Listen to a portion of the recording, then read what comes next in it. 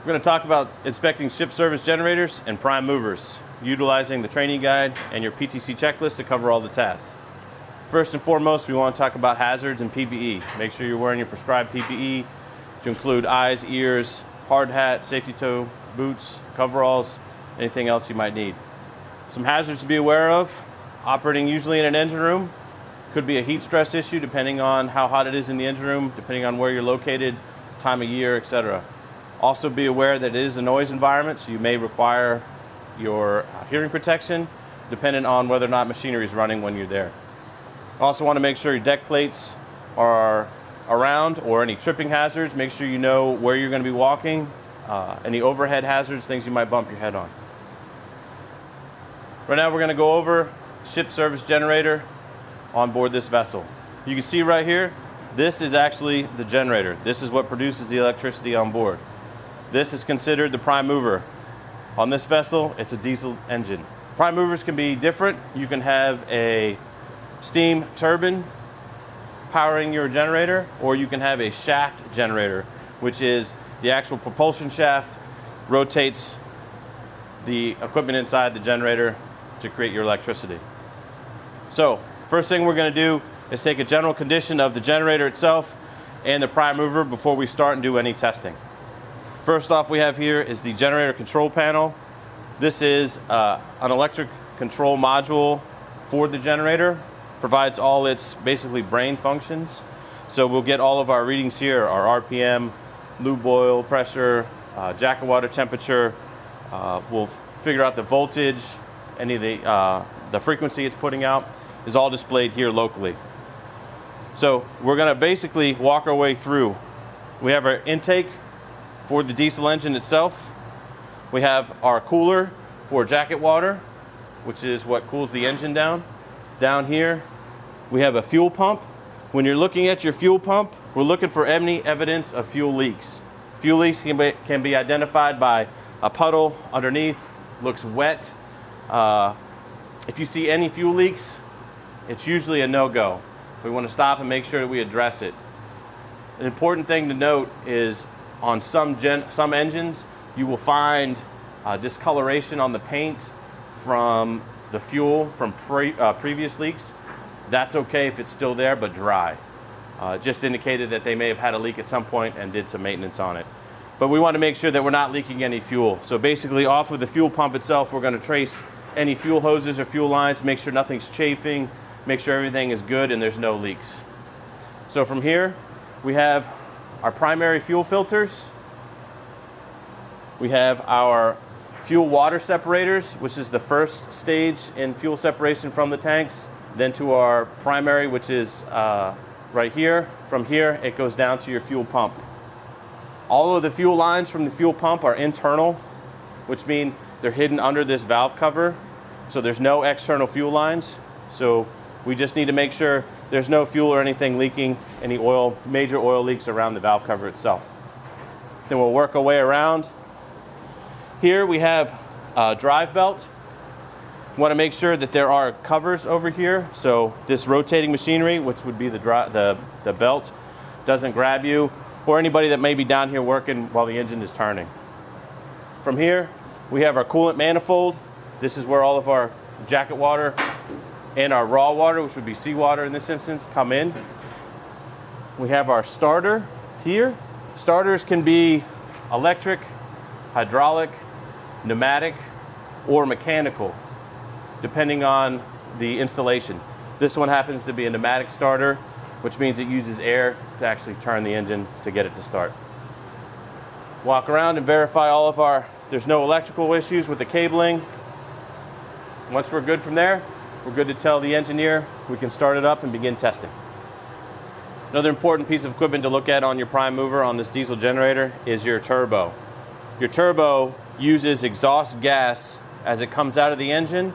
It turns a turbine fan in here, which in turn draws in your fresh air, increased pressure into your intake cooler so you can take your fresh air into the engine. This thing moves at a high speed. Requires lube oil to be applied to the bearing in here. This is your lube oil supply. You want to verify it's not leaking. You can stick your finger in here. it's not rotating and not warm. Under here is your actual lube oil drain. This is where your lube oil drains out and goes back into the engine. This is a common spot to find leaks. Any lube oil leaks on or around your turbo are extremely bad. This thing heats up well over 1,000 degrees, and any lube oil or any fuel oil in and around this area will immediately flash off and cause a fire. Your exhaust lagging. This lagging is here to perform two functions. One, to protect personnel from the hot exhaust piping, and two, to prevent anything from splashing onto the hot exhaust piping, your lube oil or any fuel oil that may be spraying, or hydraulic fluid, anything in the engine room. That way it doesn't come in contact and immediately ignite and cause a fire. So you want to verify that there are no gaps, everything is sealed up, looks good, you're ready to go. One of the last things we're going to look for is the actual data plate, sometimes called a data tag. This is placed here on this generator here. The information we're going to find on here is when the generator itself was assembled, the rated speed, i.e. the RPMs that it's going to be at.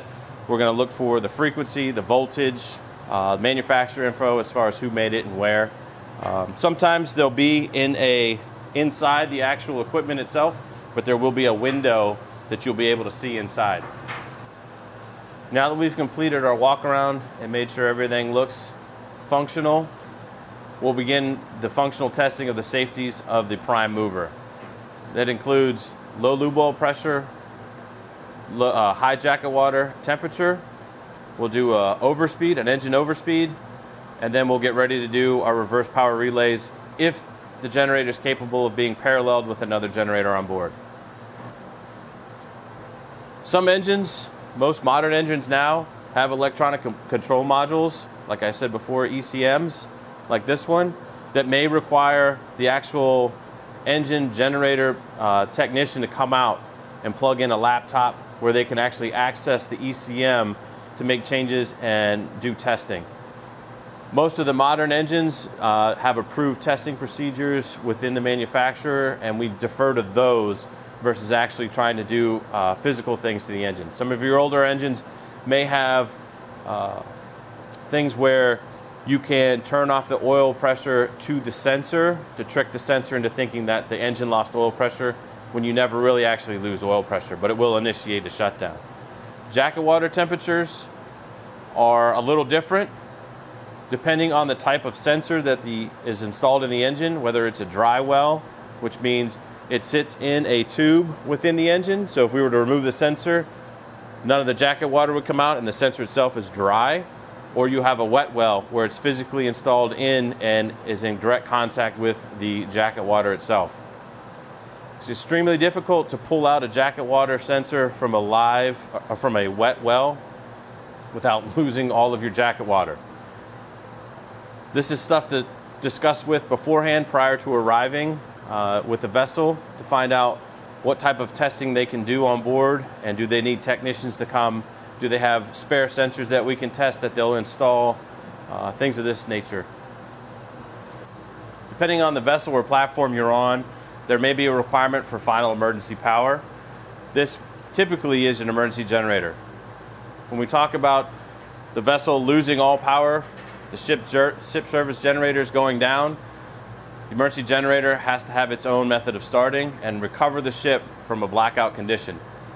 Refer to the video on emergency generators for more information on that. To summarize what we've been talking about, for ship service generators and their prime movers, we'll utilize the PGC checklist to make sure we covered it all. We talked about hazards and PPE, things to wear and be careful of when you're walking around doing your inspection or examination. Examine the different components on the engine, the prime mover itself. We talked about installation machinery guards and covers, heat shielding. Talked about excessive leaks of flammable fluids, your high pressure fuel pumps, your fuel filters, making sure there's 0 leaks prior to testing, lube oil leaks at your turbo, 0 leaks at the turbo. We talked about safety testing of the prime mover itself, the low lube oil shutdown, high jacket water pressure, engine overspeed. We talked about how the vessel may or may not be required to restore power from a blackout condition. Verify the generator data plate. and overall the general condition. As with any system you're testing or inspecting, you're also always looking for any unauthorized alterations or modifications to the system. If you have any questions, anything that I've gone over that you might want a little bit more information, make sure you write them down and ask your local VO at the completion of this video.